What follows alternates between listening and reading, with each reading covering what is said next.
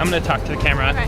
Hi. So in Chicago, it is very cold. The United States is currently all, like the East and Midwest are all super cold. In Chicago, it's particularly cold. The river has been frozen. I think the lake is frozen. It's really painful to have exposed skin at the moment. Today it's a little warmer. Yesterday when I was walking to work, it was -4 degrees. Now it's all the way up to 17, so it's pretty much balmy. So I have this like really big parka and gloves and a hat, but I don't have any long underwear, so my legs are always freezing because I'm just wearing jeans. So now I'm going to Uniqlo to solve that. I brought my coworker Marissa, who's doing the same thing.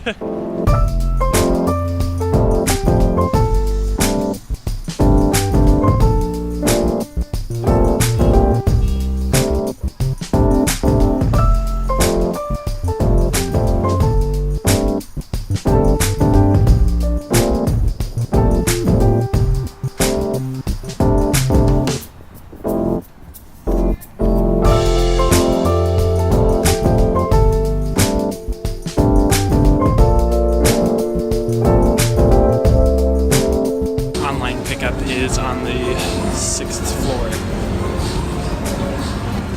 So I'm almost there.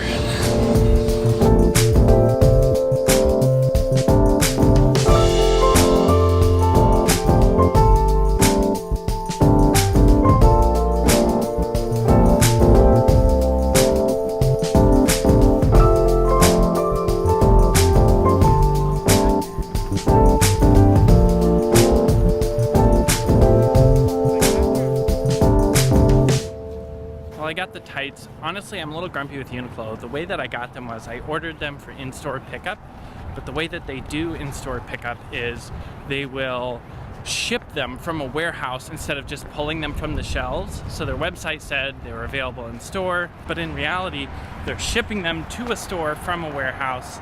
So I bought another pair. It's not the worst thing in the world. I just kind of need it because it's so cold. Anyways, I guess if you're gonna buy for pickup in store from Uniqlo, now you know. You gotta wait like 3 to 5 days. It's a little silly.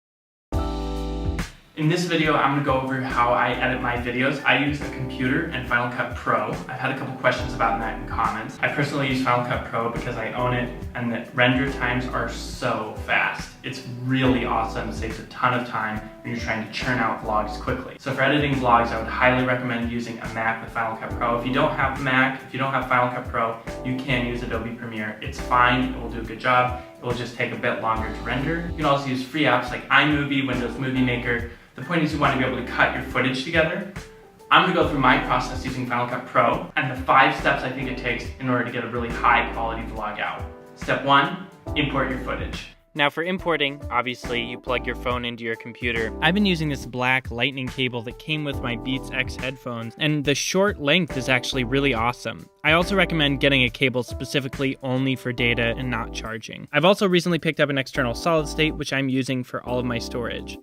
Now to actually bring the files onto the computer, if you have a Mac, I use the Image Capture app, which comes with Mac OS. I'll create a folder with the date, sort all of the videos by date, and then select the date range of those videos and just drag everything over into that folder. This was shot across 2 days, so I'm going to create another folder here. Some third-party apps you can see name files with these jumbled letters, whereas the default camera app uses these IMG names. So if I sort by date, I get all of the videos from a specific day in the order that they're in. In Finder, I sort by file type and delete anything that isn't an MOV file. I'm going to do the same thing for January 3rd. Once the file transfer is complete, I sort by kind, select everything that isn't a QT movie, and delete it.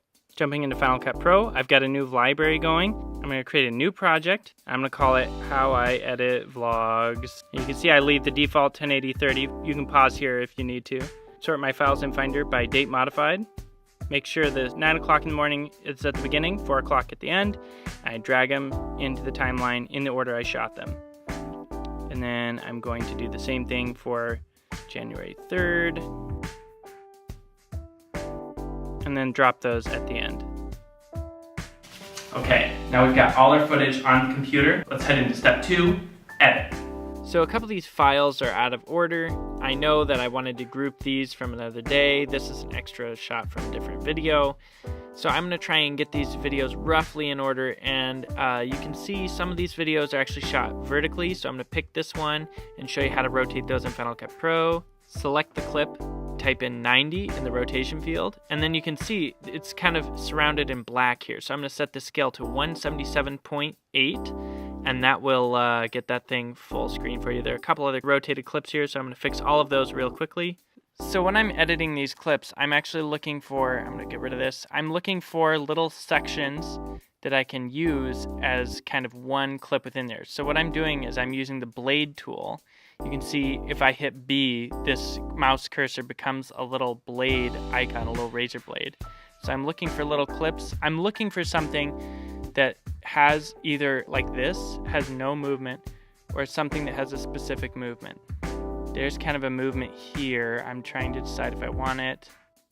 So if I hit the A key, that switches me back to an arrow, and I can drag along the edge here and resize this clip to get that earlier part. I'm able to shorten and lengthen these clips by dragging on the sides. So there I have a nice bit of motion.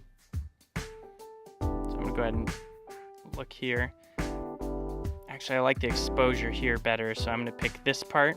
So what I'm looking to do here is find different little clips within here and only keep those parts. I'm not really thinking as much about the flow and pace as I am about telling the story visually and picking the shots I like. And I'm not afraid to cut shots. I just got rid of this one because I didn't like it. At this point, I'm only looking for what are the things I want to use. Here's a really nice tool that I use a lot. It's a little stabilization checkbox. It's gonna cause it to render here, so you want to make sure these renders finish. I just clicked that little pie button in the upper left to see the render progress, and you can kind of see it going just to the right of the key. So stabilization helps a lot of these shots feel smoother since I'm not using a gimbal. I'm gonna go ahead and roughly cut all of the parts that I want, cutting off the beginning and end through this entire video. You get the idea. And that's your rough edit. I found that my vlogs are about 50 to 75% as long as the rough edit is, so there's still a lot here that needs to be cut. The next step is audio. So first I'm going to drop in a new track that I got from my buddy Jake Dragish, who does all the music for my vlog. And these clips are at the beginning, I know they're not going to have any audio, so I'm going to set them all to -10 decibels. The volume levels I tend to use are -10, -15, and -20. I don't like turning the volume all the way down because I do like to have a little bit of that kind of ambient audio feel for my music sequences. I'm going to go ahead and cut down the song a little bit so that it starts up a little bit quicker. And then I'm going to crossfade the audio here. So if you see my mouse, when I hover over the middle of it, you can see it turns into this kind of separated arrow thing without the line there. That's going to allow me to drag in an audio fade. So I've made kind of a manual crossfade here. And then I actually do a lot of my editing to the waveforms of this. I actually do a lot of my editing to the waveforms of the music so I can see kind of where the next musical hit is going to be. So that's what I'm doing here. Just kind of editing to the beat a little bit here. This is where I spend a lot of my time editing my vlogs, is getting this pacing right. I went to school for animation, so this is the part of editing that I really enjoy, is getting into the timing, getting into the overall pacing of the video. Once you start getting into pacing, you'll find that you end up cutting a whole lot more than you would if you were to just edit without watching through, edit without music. A lot of this process is watching through my edits over and over and over, trying to make sure that that flow is right. I'm going to alt-click on the volume line and create a couple of keyframes, and those will allow me to kind of progressively fade this out as I want to here. in this details view on the right, I can see the waveforms and I can adjust them just with the volume here. I also have this magic wand tool for these talking sequences. I want to make sure noise removal is unchecked because that tends to really hollow out your sound, get rid of a lot of the bass. But I will go through here and check on each of these talking sequences and make sure loudness gets checked because that really helps to even out a lot of the volume, make sure your voice is nice and loud. Your mileage may vary on this. You may need to adjust it quite a bit, but this is sort of a quick and dirty, fast way to get good levels. So here's a clip where I want to do a special effect. I was walking past this water tower and I want to make a nice hyperlapse effect on here. So I've stabilized this shot. I'm going to turn the smoothing up all the way to 3 so you can see the shot is nice and smooth here. And then I'm going to increase the speed, so I'm going to type in the help menu custom speed. I don't like having to find where this is, so I use the help menu quite a bit just so I don't have to memorize it. I'm going to go ahead and try 400%.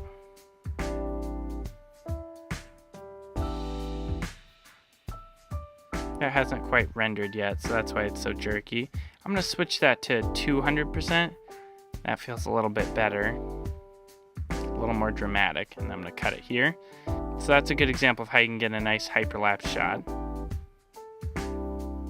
I'm going to keep on adjusting the audio levels and editing to the music all the way through the end of this sequence and through the end of the video, and then we can move on. So now that audio levels have been set, we've got music in, you might upload at this point, and if you have absolutely no more time to throw at it, you can go ahead. But for a really clean, high quality vlog, there's still 2 steps left. The next step we're gonna do is color. If you're doing vlogs regularly and you're trying to get momentum or you're just starting out, I actually would recommend you skip this step unless you have a lot of prior experience color grading. Your other option would be to do something general where you color the whole thing at once. You can do this by adding a text layer and then only using spaces for the text and then applying color changes to just that text layer. But here, I'm actually going to do each individual clip. So first, I'm going to switch to my color and effects workspace. And now I get these helpful scopes here on the left.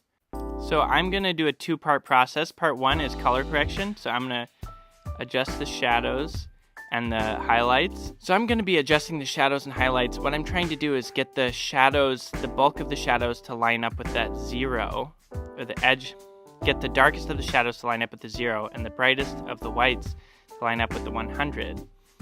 Now I can do it just in that Luma scope in the upper left there, but you can also see in the RGB parade, just down and to the right of that, that blue is above the 100 line. So I'm going to bring the highlights down until blue hits that 100 line. All right, so the edge of the blue is right there. And so this is a good exposure. So from here, I can then try to adjust the colors if I want to. This knob on the left here is the saturation. I'm not going to adjust that on the shadows. I'm going to pull this center point. You can see I'm pulling it just a little bit towards teal. For a cinematic look, you're going to want to make the shadows either blue or teal and push into that color. And then highlights should be either yellow or orange. So I'm actually going to boost that because I can't really see too much of a difference there. Nice. And so I think this is what I want. So here's before and after. This is without color correction and with color correction. So you can really see it. It makes a big difference. So I'm going to just keep going through these different shots and again, pick color wheels from the corrections drop down and keep using the scopes to adjust the shadows and the highlights. So now we have our footage in, edited, we've got our audio level set, and we have colors. The next step is one that's so easy to skip, but is super important. Watch your video. So many of my videos have errors that could have easily been fixed if I just watched through the video before I uploaded it. It should take 10 minutes or less to watch it. You'll catch something. Then you can render out, upload, your vlog is ready to go. Okay, I know this has been a long video and maybe I didn't cover something you wanted me to cover, or I have a process that you completely disagree with and you want to correct me. Hit me up in the comments. I'm always reading the comments here, and I'm planning on doing a follow-up video on video process using comments from my viewers. If you have anything to add, go ahead and let me know in the comments below. If there's an eye in this corner of the screen, I've already made the follow-up video. Go ahead and watch that video first. Leave me a comment in that video if I'm still doing it wrong, if I still haven't addressed something, or if you have a secret editing hack that can get you through videos super fast. I want to know about it. We want to share it. I want to share that with all my viewers.